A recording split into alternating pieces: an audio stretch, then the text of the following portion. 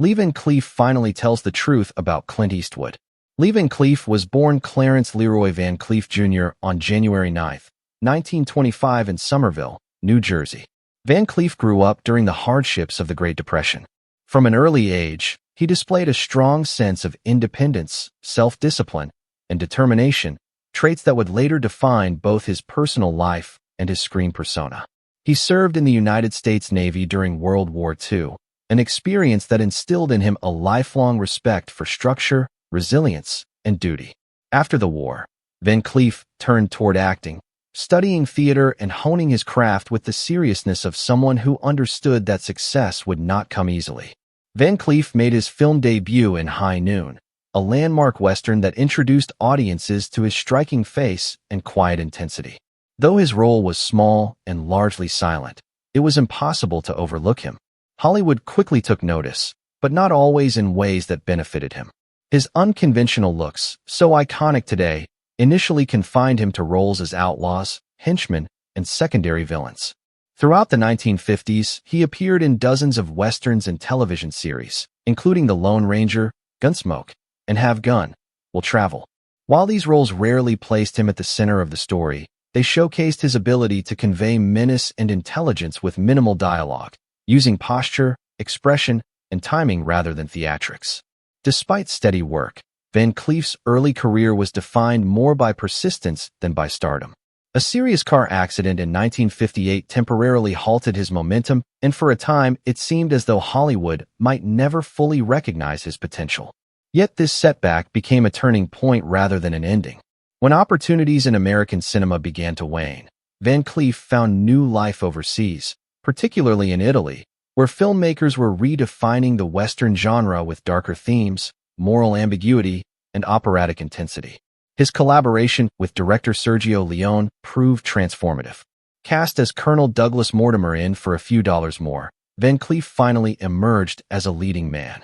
His performance was a revelation, calm, calculating, and deeply human beneath the steely exterior. Unlike the one-dimensional villains of his early career, Mortimer was complex, driven by personal loss and a strict moral code. The role allowed Van Cleef to demonstrate emotional depth and commanding authority, earning him international acclaim and cementing his status as a star. Van Cleef's success continued with films such as The Good, The Bad and the Ugly, Day of Anger, and The Big Gundown. In these films, he often played men who operated in the gray areas between justice and revenge, characters shaped by experience, loss, and survival rather than simple notions of good and evil. His performances resonated deeply with audiences because they felt authentic and lived in. He did not overplay violence or heroism. Instead, he conveyed strength through restraint, making his characters all the more compelling. What set Van Cleef apart was not just his appearance or his association with a groundbreaking genre, but his professionalism and integrity. Known for his quiet demeanor off-screen, he approached acting as a craft rather than a vehicle for fame. Colleagues frequently described him as disciplined, courteous, and deeply serious about his work. He never forgot the years of struggle that preceded his success, and he carried himself with humility even at the height of his popularity. In later years, Van Cleef returned to American productions, appearing in films such as Escape from New York, where he played the authoritative and morally ambiguous police commissioner Bob Hawke.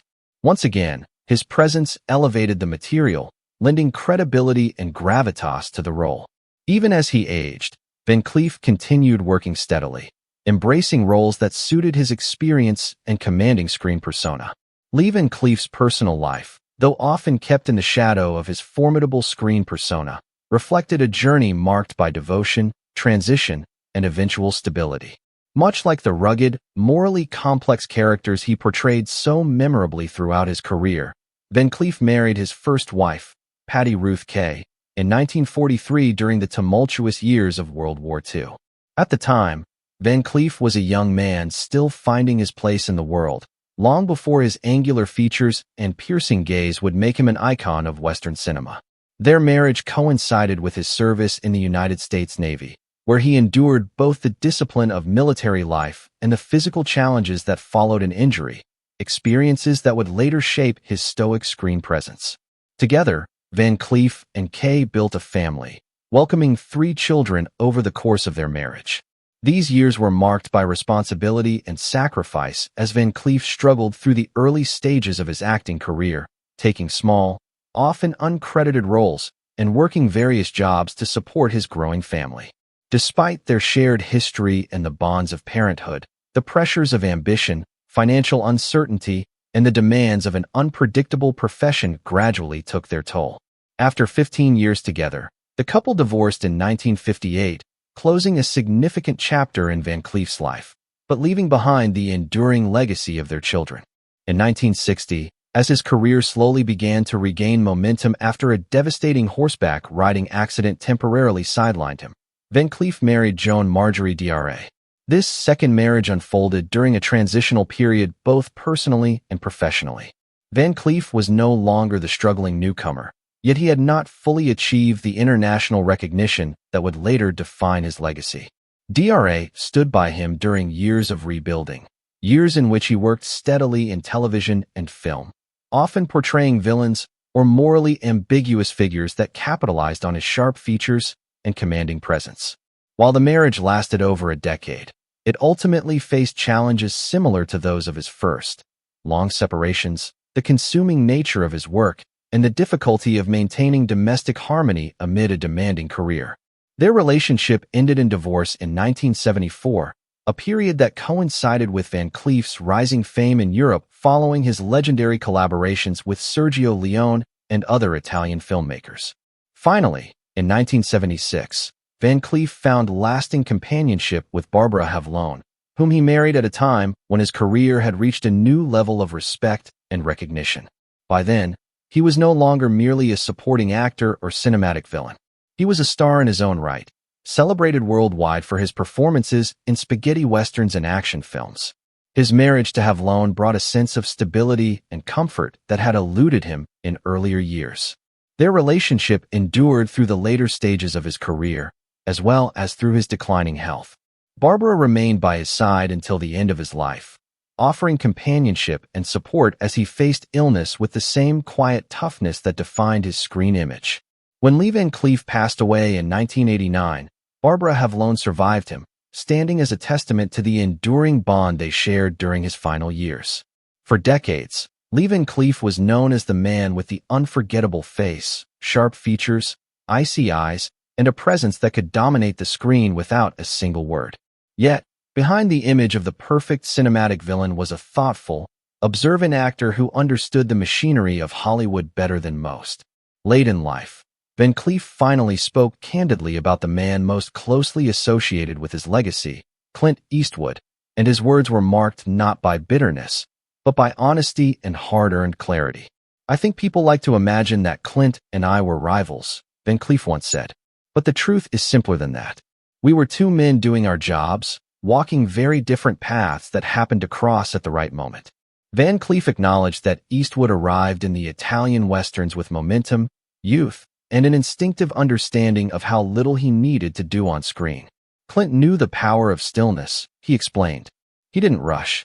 He let the camera come to him. That's something you can't teach. Van Cleef admitted that when he first worked alongside Eastwood in For a Few Dollars More, he recognized immediately that Eastwood was becoming something rare. "You could feel it," he said. "The crew felt it. The audience felt it. Clint wasn't just playing a gunslinger. He was becoming a symbol." Yet Van Cleef was careful to clarify that Eastwood's success was not accidental. He worked for that image. He protected it. He understood that silence, restraint, and confidence were his greatest weapons. While Eastwood ascended rapidly to stardom, Van Cleef's career followed a more winding road. He spoke openly about this contrast without resentment. Clint fit the American myth perfectly. He reflected, tall, calm, heroic in a modern way. "I didn't. My face told different stories. I was danger. I was the man you didn't trust. And that was fine. I learned to own it." Van Cleef believed that his own resurgence in Italian cinema proved there was more than one way to succeed. "I didn't need to be the hero," he said. "I needed to be unforgettable." Van Cleef also rejected the idea that Eastwood overshadowed him. "If anything, Clint helped define me," he said. Without that contrast, the clean hero and the morally gray hunter in For a Few Dollars More wouldn't have worked the same way. He praised Eastwood's professionalism, noting that there was never hostility between them. Clint showed up prepared. He respected the work. That's all an actor can ask of another actor. Perhaps most revealing were Van Cleef's thoughts on how history remembered them. Clint became a legend in front of the camera and then behind it, he said. I became a legend in a different way. People remember my eyes, my walk, my silence. That's a kind of immortality, too. He believed that time ultimately placed every artist where they belonged. Hollywood is loud when you're young, he mused. But when the noise fades, only the truth remains.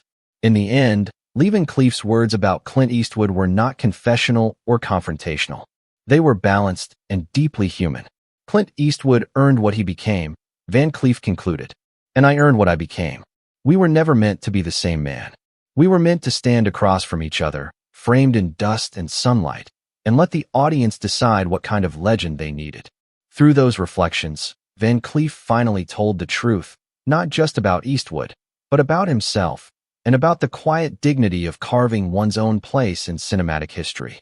Despite a body increasingly burdened by illness, Van Cleef never surrendered his devotion to the screen. From the 1970s onward, he lived with serious heart disease, a condition that would have persuaded many to retreat into quiet retirement. Instead, Van Cleef pressed on with remarkable resolve. By the 1980s, a pacemaker had been implanted to regulate his failing heart, a constant mechanical reminder of his mortality, but also a silent partner that allowed him to keep doing what he loved most. Even as his health declined, his presence remained commanding, his performances infused with the same razor-sharp intensity and magnetic menace that had defined his career. To the very end, Van Cleef was a working actor, refusing to let physical frailty eclipse the fierce spirit that had carried him from obscure bit parts to international stardom.